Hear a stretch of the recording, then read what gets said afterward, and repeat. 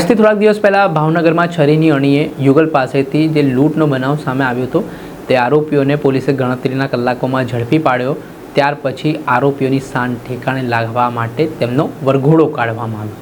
જે રીતે ગૃહમંત્રી હર્ષ સંઘવી કહે છે, કાયદામાં રહેશો તો ફાયદામાં રહેશો, નહીંતર તમારી શાન ઠેકાણે લાવવા માટે પોલીસ વરઘોડો પણ કાઢશે અને કાયદાનું ભાન પણ કરાવશે તેવી સ્થિતિનું નિર્માણ થયું।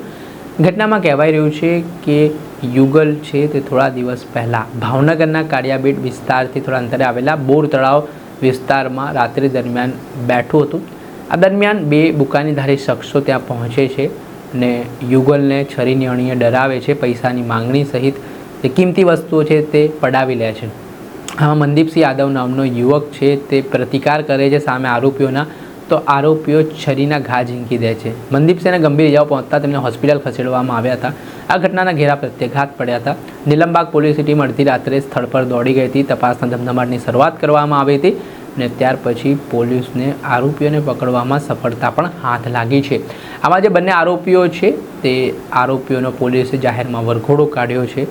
ઘટના સ્થળ પર લઈ જઈને ઘટનાનું રિકન્સ્ટ્રક્શન કર્યું છે ને દ્રશ્યમાં આપ જોઈ શકો છો કે જે રીતે આરોપીઓ હવે માફી માંગતા લંગડાતા ચાલતા હોય તેવી સ્થિતિનું નિર્માણ થયું છે। હુમલો કરવામાં આવ્યો હતો। તોડ કરવાના ઈરાદે આ જે બંને શખ્સો છે તેમના દ્વારા આ બોરતળાવ વિસ્તારનો જે અવાવરૂ વિસ્તાર આવેલો છે ત્યાં પહોંચ્યા હતા અને ત્યાં તેમના દ્વારા એક જે નીલમબાગ પોલીસ છે તેમના દ્વારા ઇન્વેસ્ટિગેશન કરવામાં આવી રહ્યું છે। આ બંને અસામાજિક તત્વો છે કે તેમના દ્વારા તારીખ 1/4/2026 એટલે કે 4 દિવસ પહેલા